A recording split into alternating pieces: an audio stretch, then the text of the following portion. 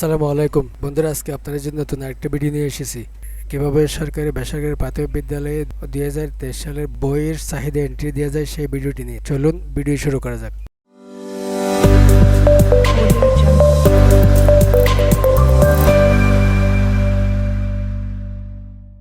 বন্ধুরা, ক্রোম অথবা Mozilla Firefox ব্রাউজারটি open থাকা অবস্থায় অ্যাড্রেস বারে টাইপ করবেন IPEMIS, এরপর প্রেস করবেন এন্টার প্রেস করার সাথে সাথে বন্ধুরা দেখতে পাচ্ছেন নিচের দিকে অনেকগুলো লিঙ্ক চলে আসে। এখান থেকে সরাসরি উপরে IPEMIS লিঙ্কটির উপর ক্লিক করে দিবেন। বন্ধুরা দেখতে পাচ্ছেন IPEMIS এর লগইন পেজ অথবা সাইন ইন পেজটি চলে আসছে।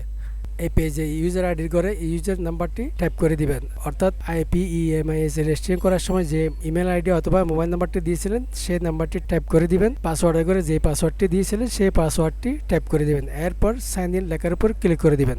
বন্ধুরা দেখতে পাচ্ছেন আমরা IPEMIS এ লগ ইন করেছি। এখানে আরও দেখতে পাচ্ছেন স্কুলের বাম পাশে একটি ড্যাশবোর্ডের নিচে আরও দেখতে পাচ্ছেন অনেকগুলো সাব মেনু। যখন যে কাজে প্রয়োজন হবে অথবা অর্ডার আসবে তখন সেই মেনুর উপর ক্লিক করে কাজটি করে নিতে হবে। এখন আমরা যেহেতু বার্ষিক বইয়ের চাহিদা এন্ট্রি দেব, ড্যাশবোর্ডের ঠিক নিচে বার্ষিক পাঠ্যপুস্তক বিতরণ লেখাটির উপর ক্লিক করতে হবে।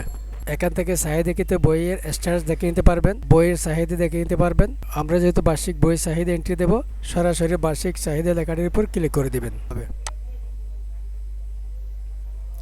বন্ধুরা দেখতে পাচ্ছেন এই মুহূর্তে পাঠ্যপুস্তকের চাহিদা জমাদান কার্যক্রম চালু নাই, অর্থাৎ এখনো পর্যন্ত বইয়ের চাহিদার কার্যক্রম চালু হয় নাই। যখন চালু হবে তখন এই জায়গার মধ্যে কিভাবে বইয়ের চাহিদা এন্ট্রি দিতে হবে তখন আপনারা দেখতে পাবেন। এছাড়াও বইয়ের চাহিদা কিভাবে এন্ট্রি দিতে হয় এই সংক্রান্ত একটি ভিডিও আমি আপনাদের জন্য তৈরি করব। যখন বইয়ের চাহিদা চালু হবে তখন ভিডিওটি দেখে নিতে পারেন।